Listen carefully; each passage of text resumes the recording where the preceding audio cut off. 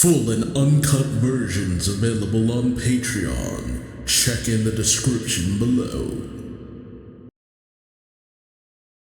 Greetings once again, Pokemaniacs! Duuz-Diz-Din back again, with more of the Pokemon Adventures manga, the Black and White arc, where previously a mysterious stone was uncovered on the outskirts of a city. I don't know what that is.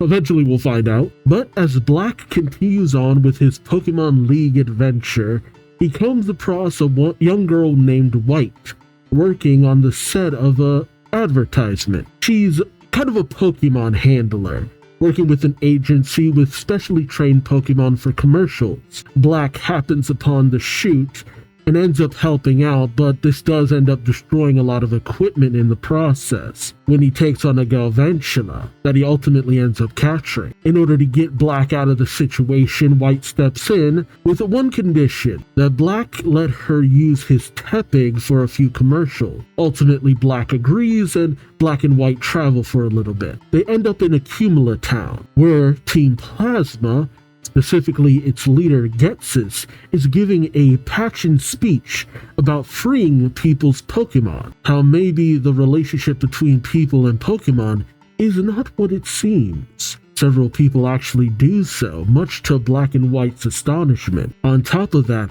Black ends up in a Pokemon battle against a young man named N, who shares similar ideals to Getsis, and he considers Pokeballs to be prisons, as he is able to hear Pokemon's voice in all places except in Pokeballs, going so far as to even blame the creation of the Pokédex, as it spurs trainers on to capture as many Pokemon as they can, which, guilty, but the connection between Black and his Tepig, as well as the newly acquired Galvantula that Black sussed out was a released Pokemon who didn't really want to be released out back into the wild, managed to influence and show N that maybe his perspective isn't what he thought it was. So N leaves to rejoin Team Plasma as its crowned king, whatever that means, leaving Black and White with a lot of questions and no answers so far. The journey has gotten a lot more complicated. What'll happen next? Join me as I find out, won't you? Alright, the Pokemon of this chapter is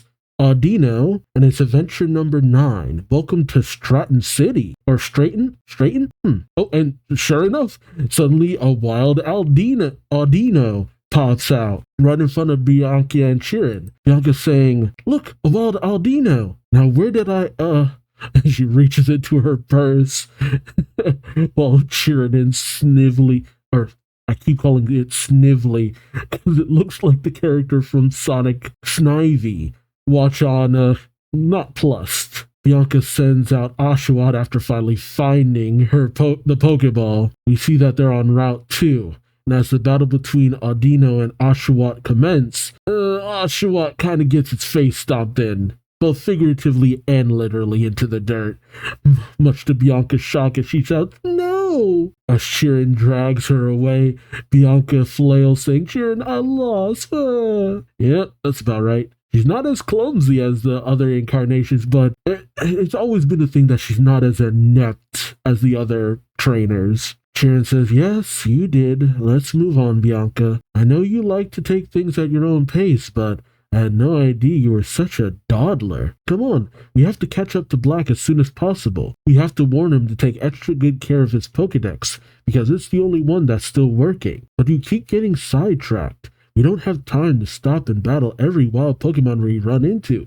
We've got a job to do." Hey, whoa, man. Look, I get it, but at the same time, Pokemon. It's Pokemon, man. You stop, you catch Pokemon. That way you can maybe log them in later. But Bianca, pretty much ignoring him, says, "Ooh, Chirin, look. We've reached Stratton City. Let's go, hurry up." Okay, I need to find out how that's pronounced. Stratton, I think? We'll figure it out. As they enter into Stratton City, Chirin comes up to a woman at a flower vendor, saying, "Excuse me." He asks, "Can I help you?" And then Chirin shouts, "I'm going to the Pokemon League and I'm going to win. And I am so totally, absolutely going to win that tournament. by any chance, have you seen a boy who shouts slogans like that? The woman says, as a matter of fact, I have. Got it in one. She points to a hotel? Shop? Something? He was with some Pokemon. He shouted those words exactly. God. And then he entered that building over there. Yeah, that would be hard to forget. Sharon gives a bow, saying, great, thank you very much, ma'am. And he heads off with Bianca, saying, as Bianca says, we finally caught up to him. And Sharon says, no thanks to you, Bianca. As they arrive at the place, Bianca looks at it, saying, looks like a restaurant. Well, Sharon says, oh, I know what this place is. Sharon says, hey, there's Black.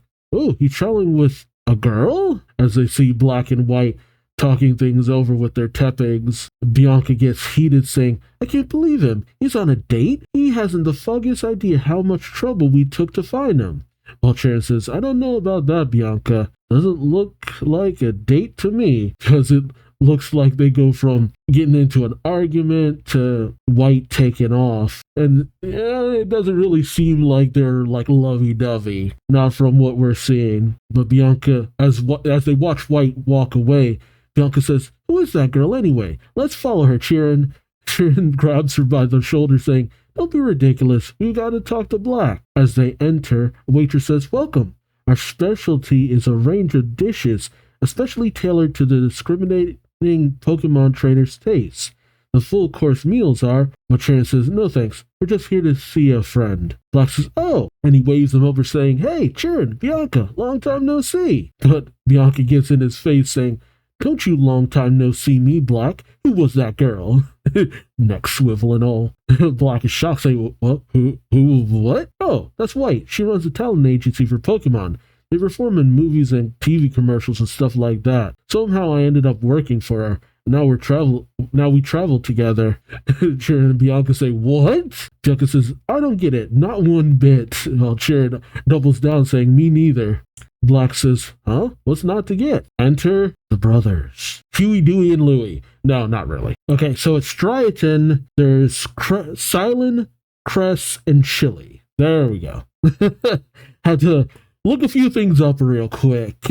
I'm passively familiar with Silent because of the anime, but Cress and Chili, like, boop. No, barely know these dudes. Silent says, that customer with the cap has been getting into a lot of arguments with our patrons. Cress watches silently while Chili says, let's toss him out. Cress says, take it easy. After all, he did make a reservation for a full course service. Silent says, we'd better show him some hospitality. They then send in their 3 monkeys, Pansage, Panseer, and Panpour. They interrupt the conversation between Black, Bianca, and Sharon, with Cress saying, our apologies for keeping you waiting. Mr. Black, we'd like to offer you some tea before your meal service begins. Pansage seems to have a whole bunch of, spices? I'm not sure. Panpour has a kettle, while Panseer has ignited his head on fire, but honestly, interesting. A little bit of a display going on. Pansage starts juggling. Okay, I guess it's the tea leaves. Panpour puts water into the kettle. Panseer starts to heat up the kettle. Silent puts in the tea. Cress wields the teapot, and Philly pours the hot water into the teapot. Interesting. With a lot of flair and finesse. Bianca says, oh, that's so cool. While Sharon says their moves are so perfectly synchronized. Sharon says, oh, okay, I think it's Cress saying this. The green one must be a grass-type Pokemon trainer. His choice of tea is superb. The blue one must be a water-type Pokemon trainer. He chose the freshest water to brew the tea, and those flames are drawing out the best flavor from the tea leaves. The red one must be a fire-type Pokemon trainer. And each one puts down a cup for our 3 trainers, with Silent saying, a cup for your friends as well. As Chirin and too many C names. Chirin and Bianca take a sip. Bianca says, it's delicious. Chirin says, I've never drunk anything so flavorful in all my life. All Black shouts, Yahoo! I've been waiting and waiting for the tea to be served. Chirin says, well, why is that, Black? Black says, the tea service is the signal that the full course service is about to start. In other words, it's the signal for the gym battle to start, he says, getting up, ready to face off with the trio. Silent says, precisely. Cress pulls on a rope while Chili says, bingo, as a curtain opens up, displaying the symbols for leaves, fire, and water. Sharon gets up, questioning, gym battle? You mean this restaurant is the... Black says, straight in gym, yep. And one of those three is the gym leader. Oh no. Bianca says, and one of those three is the gym leader? Black says, nope, not one of those three. All of those three. They're triplets. The triple leaders. That's the twist at the... I gotta say this right. Try-a-ton gym. Until I get it right. Try-a-ton. Try-a-ton. Try-a-ton. So S, try-a-ton. I've been researching all the gyms for ages, you know. Silence says with a smile, you certainly have done your homework. I suppose you know how to get past the appetizer before you fight us then. Cress says, choose the type of Pokemon for your gym battle carefully. That's very important. Cress says, choose the type of Pokemon for your gym battle carefully. That's very important. While Chili sneers, saying, choosing the Pokemon type that gives you an advantage over your opponent's Pokemon type is the first step to victory. In this gym, you have to push the button on the floor that matches the Pokemon type with an advantage over the Pokemon type on the curtain. That's how you get to the next stage of the challenge. Silence says, we'll be waiting for you in the back. Cress says, the main course will be your battle against us. Chili declares with a snap of his fingers, if you make it that far. Black rushes forward to step on the leaf panel, saying, got it.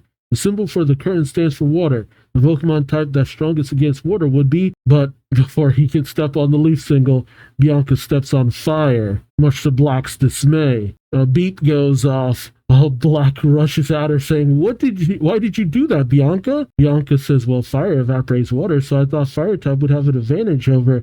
But Black says, no, that's not what I meant. This is my gym battle. What if you get me disqualified for letting someone else solve the puzzle for me? True. Wait, this ain't the Sinnoh region. Though, who knows? Bianca says, at least it's the correct answer. As the siren still goes off, Black says, Bianca! Pepe grabs her by the bag and drags her over. Bianca saying, what are you doing? Black says, cut it out, Bianca. Stay out of my battle, or else. And Bianca brings out her Oshawott, saying, or else what? And Tepig and Oshawott get into a fight, and Snively bashes into the three of them, but now they're in a scuffle. Black says, now look what you've done. This is all your fault. You opened your Pokeball, but you've got no right to participate in this gym battle. Bianca starts to tear up, while Chirin says, Black. Okay, clearly Bianca is at least partially at fault here, but don't you have something to say to us as well? The morning we were going to receive our Pokemon, you rushed ahead and opened the box without us, remember? Black says, I couldn't wait. Sharon then says, and that's how Professor Juniper's laboratory got trashed. And what do you think happened to the other two Pokedexes that got drenched in the chaos that ensued? They broke, both of them, and we're still waiting for them to get repaired.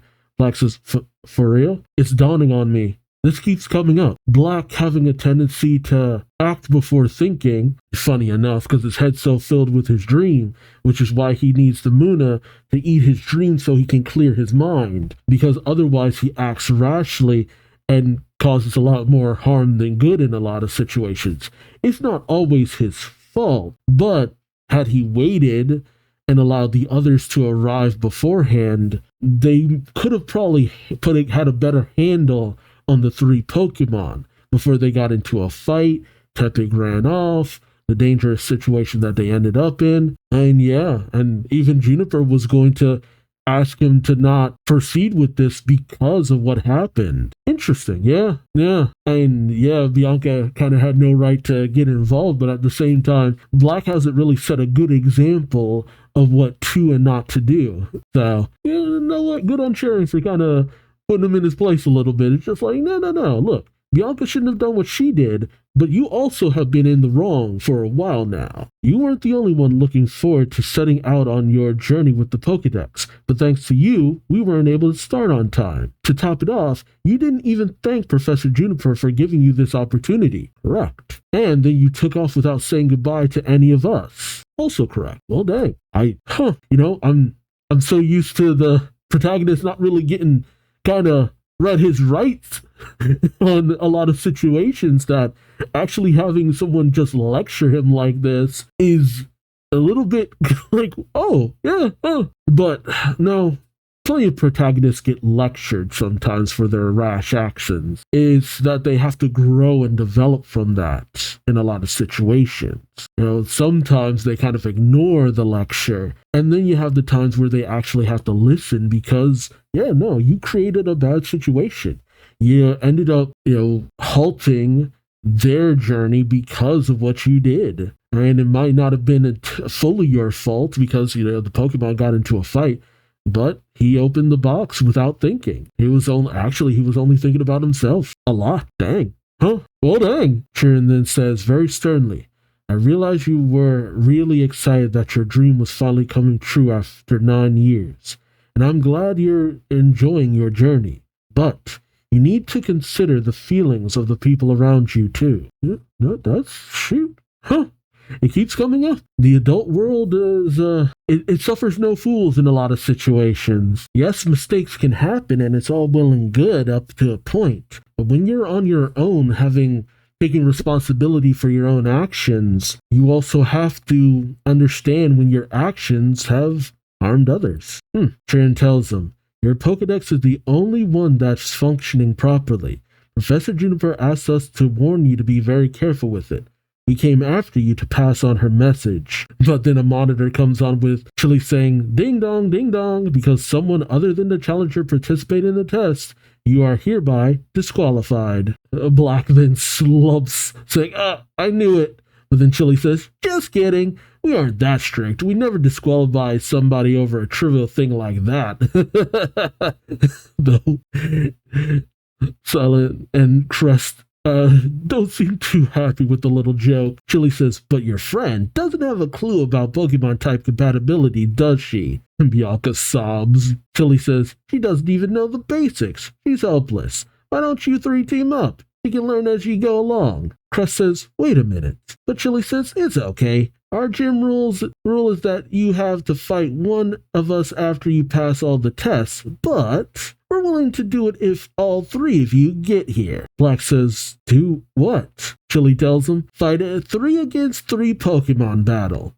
That's actually kind of cool. That didn't happen in the game, did it? Because I feel like what happens is they're introducing this 3-on-3 battle system. So wouldn't you have a 3-way battle against the 3 of them? Kind of like with the double battle where you fight Tate and Liza? Oh no, it depends on what your starter is. Aw, that would have been cool though. And it's an interesting gimmick, but only to be able to battle one out of the 3. That's unfortunate. You introduce a new battle system and you don't even make that part of one of the gyms? Unless it's later, but this seems like the perfect opportunity to have something like that. Weird. Okay, whatever. Silent just shrugs while Crest looks very annoyed. But Chili says, see ya, I hope. And he hangs up. Black has a very stern look on his face as he seems to be thinking. Then he calls out to Bianca, saying, watch how Tep and Snively's Snivy's attacks work against Oshawott. Bianca says, huh? Okay. Black tells his Tepig to use Ember against Oshawott, and Oshawott just kinda shrugs it off. Black says, see? It's okay, right? Bianca says, I guess so. Black then says, up next, Snivy, Vine Whip, and Oshawott is badly damaged by the attack. Bianca brings out a potion saying, oh dear, hang in there, Oshawott. Black says, now do you get it? Grass is effective against water. Since water is a source of nutrition for grass, imagine the grass-type Pokemon siphoning off the water-type strength. Bianca says, I get it. It's actually very interesting because we've had situations where sometime the trainer doesn't know, but a lot of times they do. A lot of times the main character knows poke types Pokemon types fairly easily. It's just that there's little hitting things going on that kind of throws you off. And the idea of Black being a very studious person, considering that, what is this, Gen 5 by now that we're in? Yeah, so by now, the idea of not knowing would be kind of out there, depending on how many Pokemon games you played up to this point. So the idea of Black being a very knowledgeable person is all well and good. Usually that would be Crest's part, but they made him more of a studious person than a knowledgeable person, which I know that sounds like that should be two halves of the same whole, but look at Crest and look at Black, and then you know where that stands. But then you have Bianca, who's just in it for the fun of it all. Also, how did she convince her dad to let her go? Unless she just snuck away. But because she's very sheltered, she hasn't been able to get as much knowledge as she probably would have. Or she's just not a very studious person. But considering where she ends up, that's actually kind of funny. But Black says, come on, let's go. The gym leaders are waiting for us to reach them. We'll go together. Bianca, you know the answer now, don't you? Step on the button. Bianca smiles, saying, okay. The answer is grass. And she steps on the grass button and it goes ding, ding, ding. And so all three make their way. They then get to the fire curtain. I love that even the Pokemon are in on helping her out. Both Tepig and Snivy, give Oshawott the okay. And Oshawott hits him with a water gun. Snivy is okay and Tepig is a little worse for wear. And so she steps on the flame button. And then they make their way further in. I actually like that they're doing this. Because if they were constantly just lagging behind, we'd never really get to see their friendship continue onward. But this is a nice way of doing this. That's really cute. And also a good way of making sure that all three of the gym leaders get to also have a role. Because naturally, if how it works in the games is that it depends on what starter you chose, it makes absolute sense to have the three of them come in and do this together. That's a good way of doing this on the part of the mangaka. A+ work. Way to adapt. And Sharon watches and thinks Black's cooperating with Bianca, and our Pokemon are cooperating with each other. It's also a good way of finally having these Pokemon kind of bury the hatchet. They're trying out different moves to help us figure out the answers to the tests. We might have a chance at winning after all. And as they get to the leaf curtain, Bianca says, don't worry, I know what the next answer is. The answer is, and she steps on the fire panel, I guess, this. And as the curtain opens, she says, hooray! Crest says, you made it. While Silent says, we'll introduce ourselves once more. We're the gym leaders of Striaton Gym. Silent, Crest, Chili. Black thinks to himself, triplet gym leaders who use grass-type, water-type, and fire-type Pokemon. Crest asks, and what are your names? Siren, Black, I'm Bianca. And so Chili declares, time for the main course, a 3-against-3 gym battle. Let's begin. Now this is actually kind of fun. I wonder how it'll work out in the long run, though. I mean, will it now function as an actual triple battle like we saw previously? With the three working, 3-3 working together, helping each other out, doing what they can? Or will it be mixed up a little bit? I do wonder. I mean, there's so many interesting ways you can go about this. All right, the next chapter, the Who's That Pokemon is Pansage, Pansear, and Panpour, which is funny because we've already been introduced to them. But it's adventure number 10, their first gym battle. I like this. It's especially funny because back during the Diamond, Pearl, and Platinum stories, they'd tag along, but they could never get involved. And yet here, all three of them are involved in a gym battle. That's actually pretty unique, all things considered. Yeah, but naturally, the triplets are playing to type advantage. Panpour douses Tepig. Sage whips Oshawott, and Pansear nips at Snivy with flames. Sharon thinks the Striaton gym battle has begun. Challenging the triplet gym leaders are we three childhood friends. Today's gym battle is a 3-against-3 special gym battle. Each competitor can only use one Pokemon, making it unlike most Pokemon battles. Plus, there's a 30-minute time limit. Oh. Interesting. All that threes. The team with the most Pokemon standing after the 30 minutes wins. Okay, so they are a team. It's 3 against 3, so technically we're evenly matched, but so far, as Black sends in his Tepig with an Ember, Panpour manages to douse the flames, Crest saying, "It's no use." Panpour, Water Gun.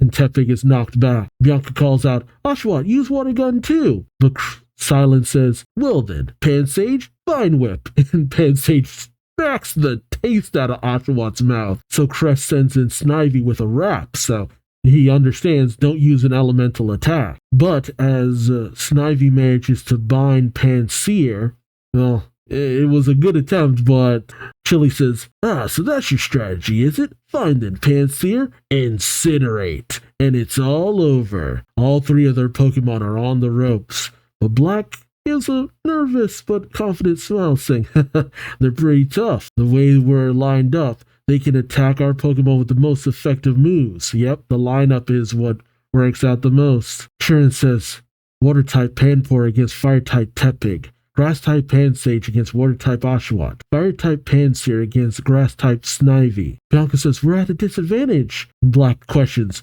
"How did you guys decide which order to stand in?" Chili says, "Isn't that obvious?" Crest says, "We positioned ourselves based on our knowledge of your Pokemon." While Silence says, "It might seem like we have an unfair advantage, but please understand, that's the kind of gym we are." Chili tells him, "There are many kinds of gyms. Ours is dedicated to teaching our challengers about Pokemon types. That's our gym's raison d'etre." And Silent gives a wink, saying, "Oh, and one more thing. You're not allowed to switch places during this battle."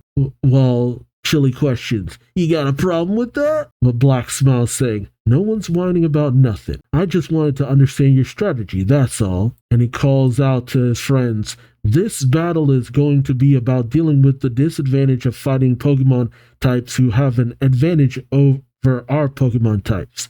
Churn, Bianca, ready?" Bianca says, "Ready. Oshawott and I will do our best, even though poor Oshawott's up against a Pokemon who it's weak against." Bianca has Oshawott use Tackle, knocking into Pansage. She says, "Take that.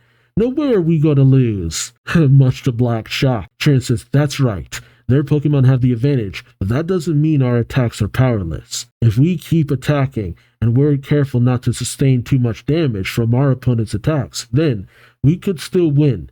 It will just take longer. That's why you have the time limit." That's actually very clever. And it's true. There have been times where I was at a type disadvantage. I was tougher, but it was a type disadvantage. And it was just going up against this wall. The type difference was like staggering. And it's just like, okay, again. And I only had the elemental attack. And it's just like, oh man, this is going to take a while. And it did. It took a while because their attacks were doing nothing to me because I was too strong. But my attacks were doing barely anything to them because it was the type difference. It was the wildest moment. I forget which game that was in that happened though. I think I was going up against an Elite Four member. I can't remember fully. I just remember that moment because it was so silly. But Black pats Chirin on the back saying, "That's the spirit, Chirin." Chili says, "Looks like their teamwork is improving."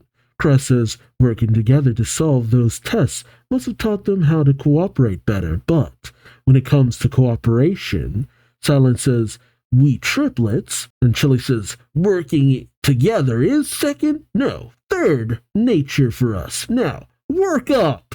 And all 3 of the simian Pokemon use work up, getting them powered up. Bianca panics, saying, "Yikes, all 3 of them got stronger all of a sudden." Sharon says, "It's that kind of move, Bianca."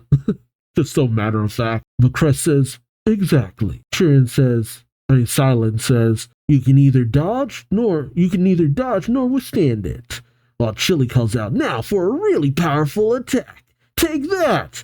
And all 3 unleash powerful attacks against their Pokemon they have a type advantage over. Sharon comes running over to Snivy to see if it's okay. But Silence says, Snivy is close to fainting. I don't think he can get up anymore. It's pretty much 3 against 2 now. Our Pokemon are still full of vim and vigor." Crest says, "Our teamwork sparkles." Silence says, We too are 3 bright shining stars. While Chili says, after all, we run a 3-star restaurant. Oh, 3 stars, nice. Crest says, let's see if you can put out even one of our shining stars. Chirin says, this battle is too unconventional for my taste. The weakness of Chirin, he's a little too straightforward, kind of like Platinum in the beginning. Knowledgeable, but she doesn't know how to adapt too quickly on the fly. Black says, relax, Chirin. I fought a trainer, a hiker named Andy, on my way here, and we fought a triple battle.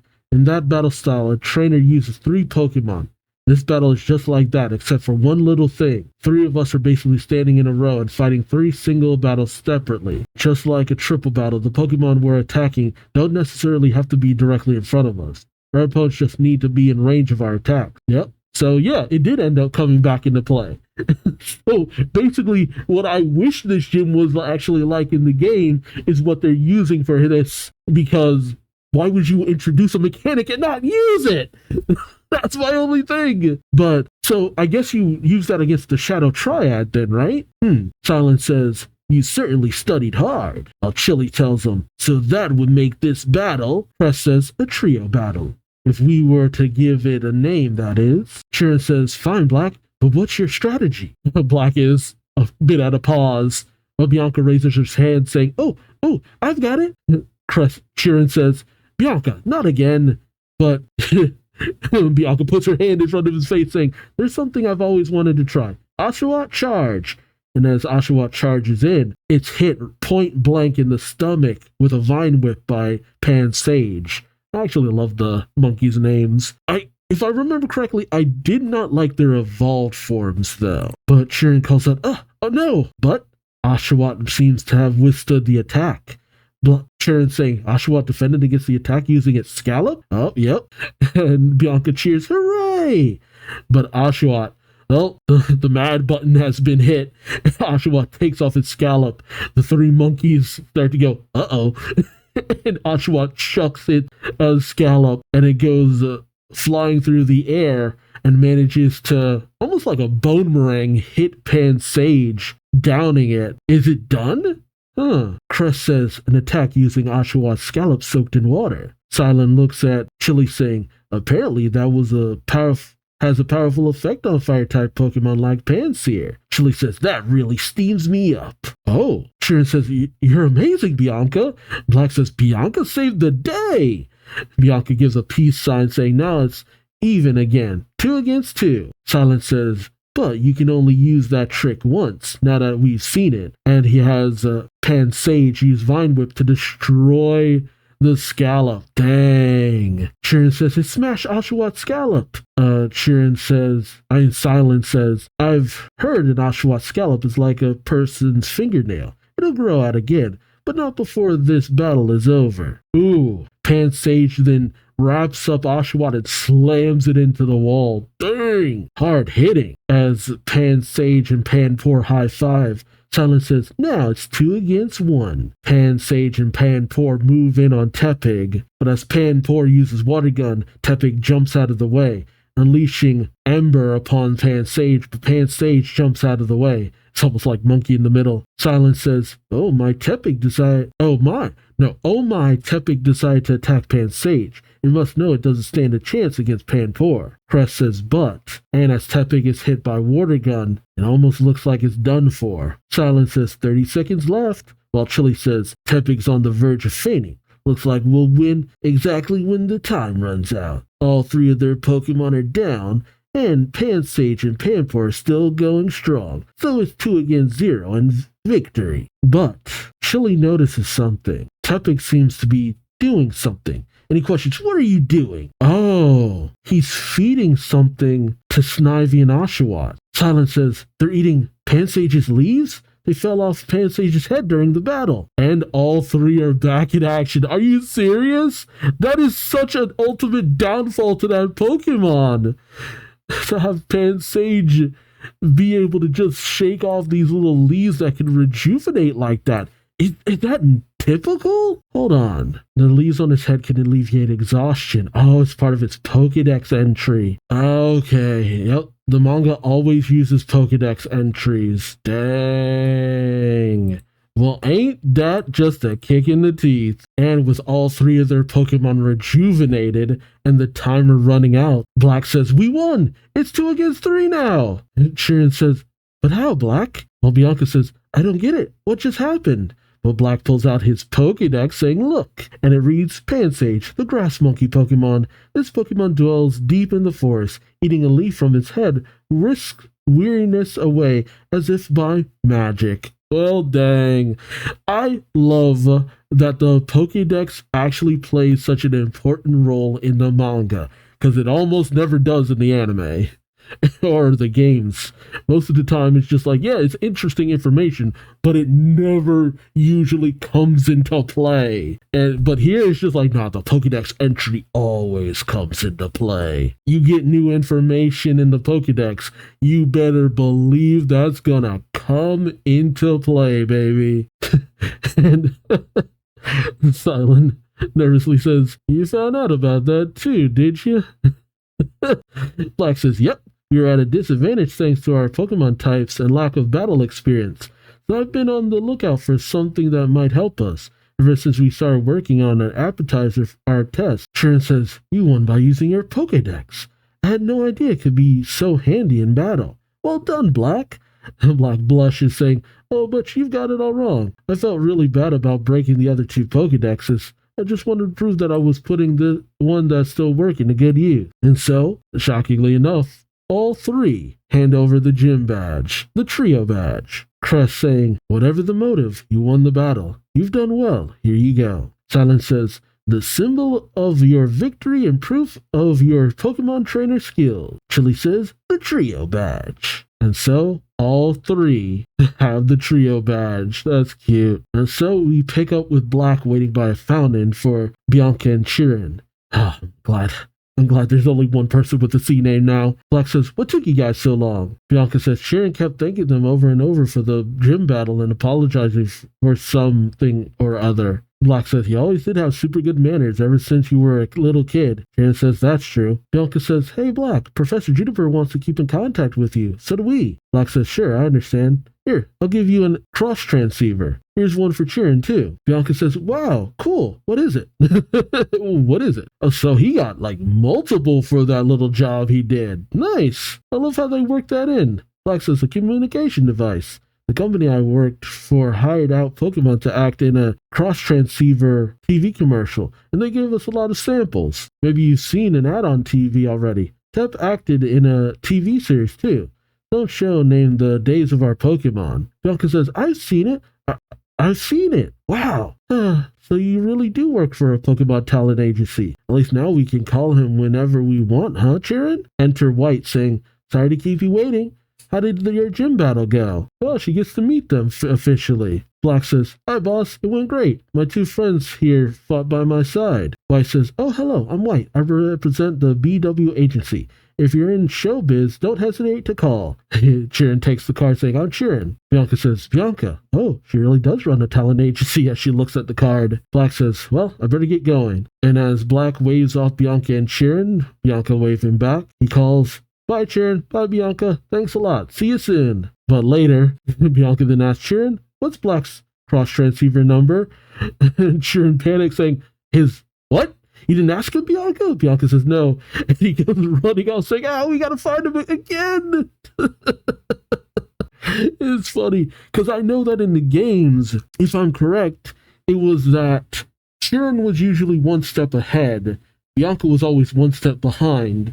But alternatively, it's become that Bianca and Chirin are always bringing up the rear, unfortunately. Oh, man. It's actually kind of funny, though. And kind of adorable. I don't know if I commented on before, but it's actually interesting because Chirin would be the one to usually have the Pokemon type that's stronger against yours, but instead he has Snivy, which is actually kind of funny because it suits him a little bit more. They were right. The Snivy suits Chirin a lot more. And Bianca having Oshawott will suit her right up until it starts to evolve. I'll say that much. But it's nice. I like the direction that they've gone in with these Pokemon.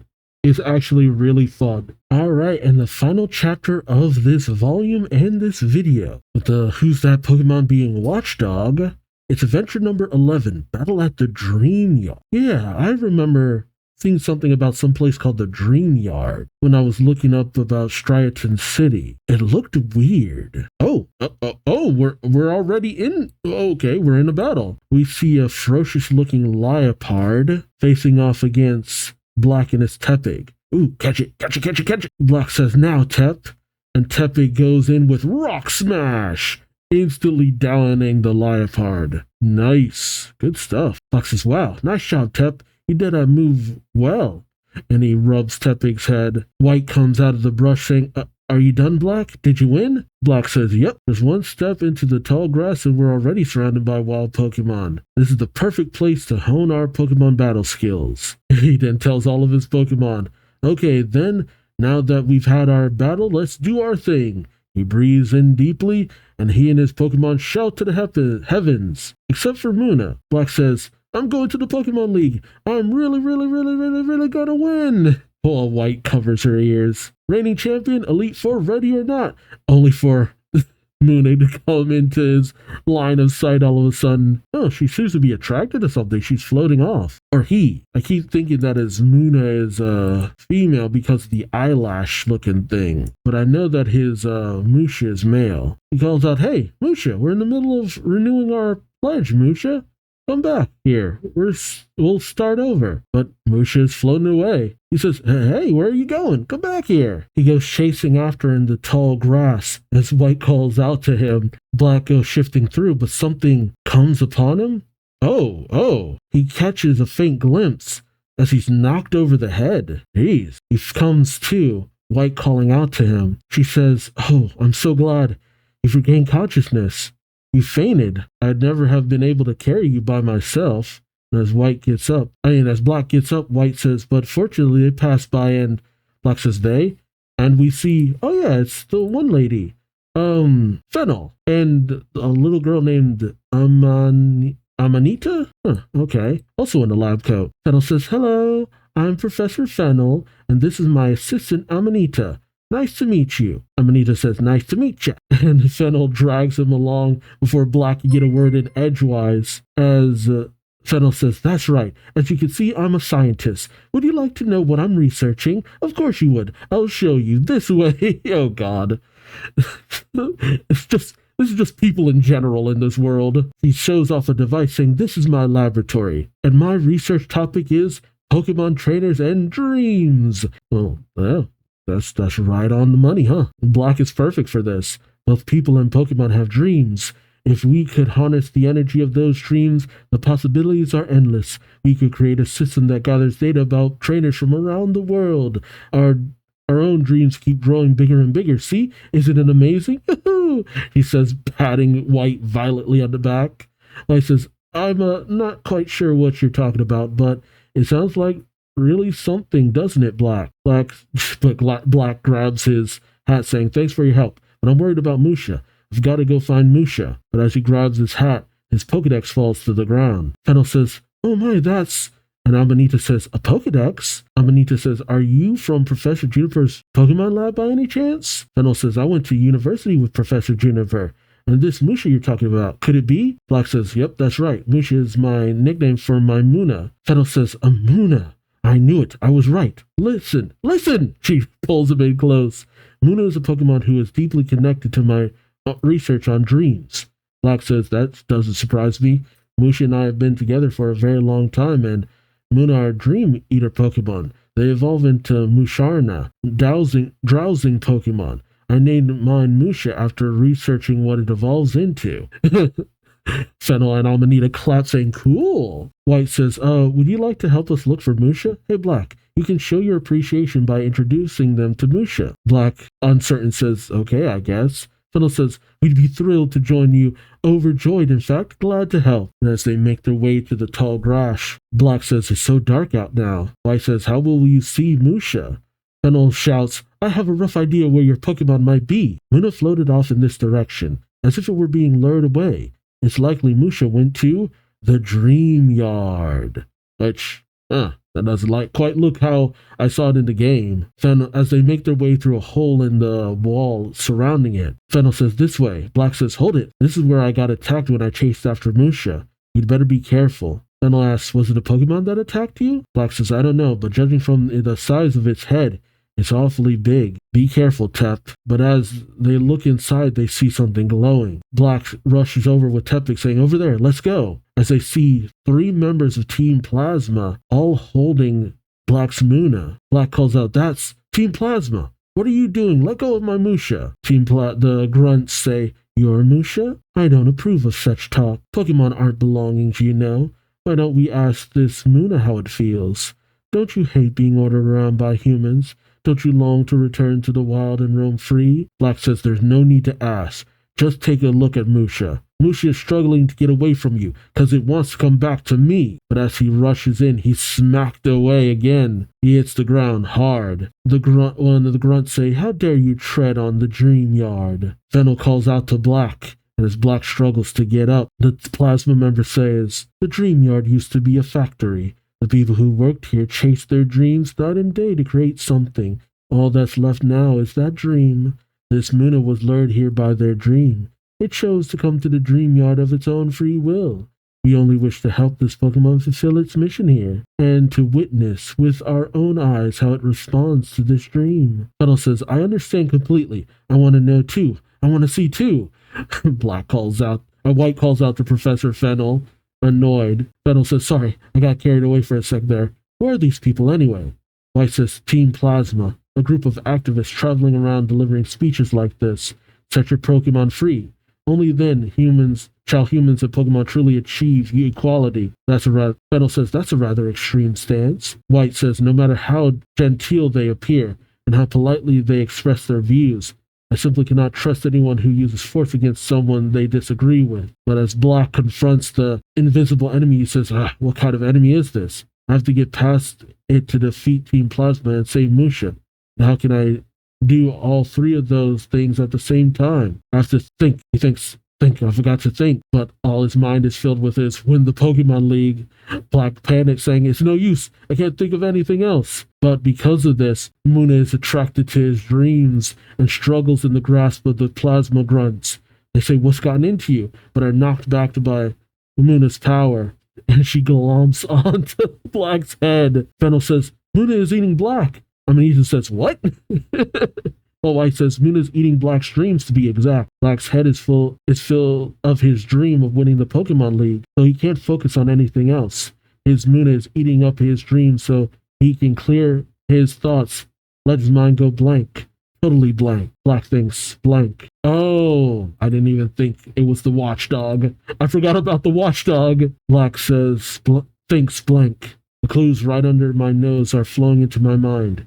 White noise turns into Black, and now I see. This Pokemon is... He brings out Galvantula and tells it to use Flash, lighting up the area, revealing Watchdog. White says, and that's... Black pulls out his Pokedex that reads, "Watchdog, the lookout Pokemon. They make the patterns on their body shine in order to threaten predators. Keen eyesight lets them see in the dark." Black says, "The lookout Pokemon, named Watchdog, the Pokemon who intimidates its enemies by flashing the patterns on its body." Amanita says, "Oh, so what we thought was a huge Pokemon face," White says, "was just its stripes." Black says, "Now that we know there's nothing to be afraid of, don't let it get away, everyone." And he brings out all of his Pokemon to surround the Watchdog. The Watchdog manages to beat back all the Pokemon, but manages to miss Muna. Muna sees an opening, and Black tells it to use Psychic, downing Watchdog. Fennel says, "Wow, amazing, stupendous." White says, "Hooray." But then Black looks around saying, "Where did Team Plasma go? They abandoned their Pokemon after it fainted? I can't believe them." But the members of Team Plasma are watching from above on the roof, saying, "Muna, the Pokemon who eats dreams, fascinating. Let's give our report to Master Gatsu of the 7 Sages right away. He'll be pleased to hear it." Oh, Fennel and Amanita move in on Muna. Fennel saying, "So this is a Muna, eh?" Amanita says, "So this is Musha." Fennel peeks around at Muna over and over again. As Black says, "Seen enough, Professor Fennel?" Fennel says, "Just one more look." And as we see the little mist of dream coming out of Muna's, frontal spot, Fennel says, "Why, this must be..." She takes a sample. "Dream mist. Got it, she thinks. She says, thank you, Black, I'm done. Black says, great, on to the next town. And Black and White wave off Fennel and Amanita as they take off. To be continued. That was pretty fast. Yeah, those few chapters were actually pretty fun.